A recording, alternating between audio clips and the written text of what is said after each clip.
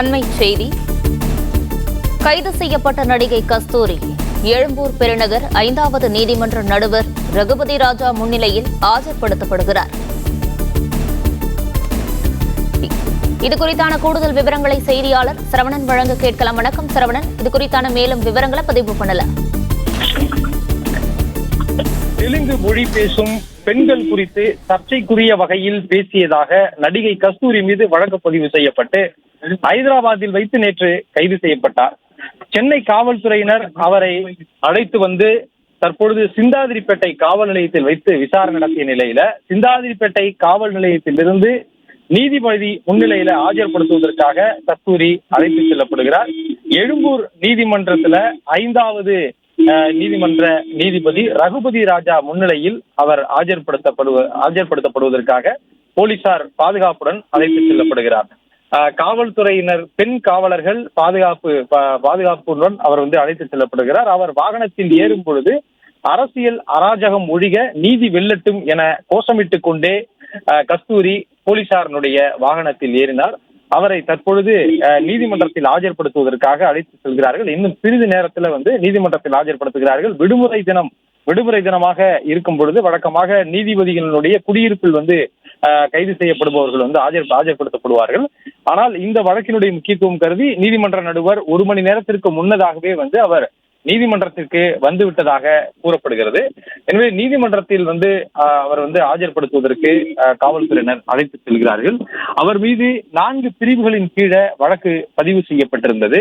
அந்த வழக்குகளின் அடிப்படையில் அவர் கைது செய்யப்பட்டு தற்பொழுது நீதிமன்றத்திற்கு அழைத்து செல்லப்படுகிறார். கடந்த 10 தினங்களுக்கு முன்பு அவர் ராஜரத்னம் மைதானம் அருகே, எழும்பூர் ராஜரத்னம் மைதானம் அருகே இந்து மக்கள் கட்சி ஏற்பாடு செய்திருந்த ஒரு கண்டன ஆர்ப்பாட்டத்தில் பேசும் பொழுது கஸ்தூரி அதில் ஆவேசமாக பேசினார். அதில் பேசிய வார்த்தைகள் தான் சர்ச்சையானது. அதில் தெலுங்கு பேசக்கூடிய பெண்கள் குறித்து அவர் பேசியது சர்ச்சையானது. அது தொடர்பாகத்தான் வழக்கு. அது குறித்து ஏற்கனவே அவர் விளக்கம் அளித்தும் பிறகு மன்னிப்பும் கோரி அது தொடர்பான பதிவுகளையும் வெளியிட்டிருந்தார். அந்த வார்த்தையைத்தான் திரும்ப பெறுவதாகவும் அவர் கூறியிருந்தார். என்ற பொழுதும் தெலுங்கு சமுதாயத்தை சேர்ந்தவர்களால் பல காவல் நிலையங்கள்ல புகார் அளிக்கப்பட்டது. அந்த புகாரின் அடிப்படையில வழக்கு பதிவு செய்யப்பட்டு எழும்பூர் போலீசார் 2 தனிப்படைகளை அமைத்து கஸ்தூரியை தேடி வந்தார்கள். தற்பொழுது கைது செய்யப்பட்ட கஸ்தூரி எழும்பூர் நீதிமன்றத்திற்கு கொண்டு வரப்பட்டிருக்கிறார். விடுமுறை தினம் என்பதனால மற்ற நீதிமன்றங்கள் எதுவும் செயல்படவில்லை. இந்த 5வது நீதிமன்ற நடுவர் ரகுபதி ராஜா முன்னிலையில் தான் அவர் நேர்நிறுத்தப்படுகிறார். அதற்காக தற்பொழுது அழைத்து வரப்பட்டிருக்கிறார்.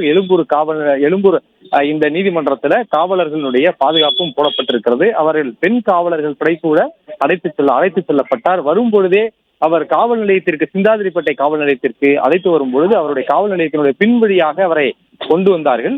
அங்கே காவல்துறையினர் பாதுகாப்பு போடப்பட்டிருந்தது. வரும் பொழுதே அவர் சிரித்துக் கொண்டேதான் காவல் நிலையத்திற்கு அவர் வந்தார். மீண்டும் அவருடைய விசாரணை நடத்தப்பட்டது. உதவி ஆணையர் ஜெகதீசன் மற்றும் பெண் ஆய்வாளர் கஜலட்சுமி இருவருமே அவரிடம் விசாரணை நடத்தி இருக்கிறார்கள். அவர் பேசியது தொடர்பான விவரங்களை அவரிடமே வாக்குமூலமாக பேசியிருக்கிறார்கள். ஏற்கனவே அது தொடர்பான வீடியோ பதிவுகள் எல்லாம் இருக்கும் நிலையில் அதன் அடிப்படையில் அவரிடம் விசாரணை நடத்தப்பட்டு அவர் வாக்குமூலமும் பதிவு செய்யப்பட்டிருக்கிறது.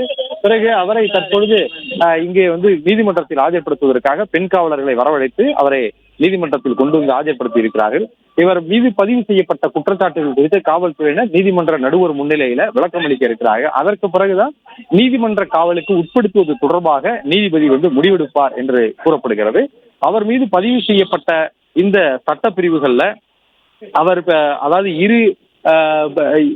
இரு பிரிவினருக்கு இடையே மோதலை உருவாக்கக்கூடிய வகையில் பேசுவது என்ற ஒரு சட்டப்பிரிவு பதிவு செய்யப்பட்டிருக்கிறது. அதே போன்று சாதி, மத, இனம், மொழி குறித்து இருவேறு இன மக்களிடையே மோதலை உருவாக்கக்கூடிய வகையில் பேசுவது, பொது அமைதிக்கு எதிராக குற்றத்தை செய்ய தூண்டுவது, அதாவது பொது அமைதிக்கு குந்தகம் விளைவிப்பது என்ற பொருள் போடக்கூடிய சட்டப்பிரிவு.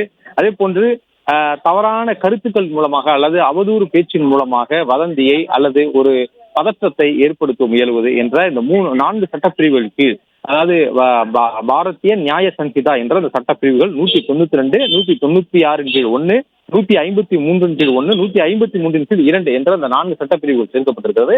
அந்த சட்டப்பிரிவுகள் தான் தற்பொழுது நீதிபதி முன்னிலை அது தொடர்பாக காவல்துறையினர் வாதங்களை முன்வைத்து இவர் நீதிமன்ற காவலுக்கு உட்படுத்தப்பட வேண்டும் என்ற வாதங்களை முன்வைக்க இருக்கிறார்கள். அதே போன்று கஸ்தூரி தரப்பிலிருந்து அவர்கள் வழக்கறிஞர்கள் தேவை என்றால் அவரோட தரப்பிலிருந்து வழக்கறிஞரை வைத்துக் கொள்ளலாம். அதற்கு பிறகு நீதிபதி இவரை நீதிமன்ற காவலுக்கு உட்படுத்துவது குறித்து முடிவெடுப்பார் என்று கூறப்படுகிறது. ஒருவேளை நீதிமன்ற காவலுக்கு உட்படுத்தினால் மீண்டும் அவரை மருத்துவ பரிசோதனை மேற்கொள்ளப்பட்டு அங்கிருந்து அவரை சிறைக்கு கொண்டு செல்வதற்கு, அதுவும் பெண்கள் சிறையில் தான் கொண்டு செல்வார்கள். இந்த நடைமுறைகள் அடுத்ததாக மேற்கொள்ளப்பட இருக்கிறது. தற்போது எழும்பூர் நீதிமன்றத்துல அவர் 5வது நீதிமன்ற நீதிபதி ரகுபதி ராஜா முன்னிலையில ஆஜர்படுத்தப்பட்டிருக்கிறார்.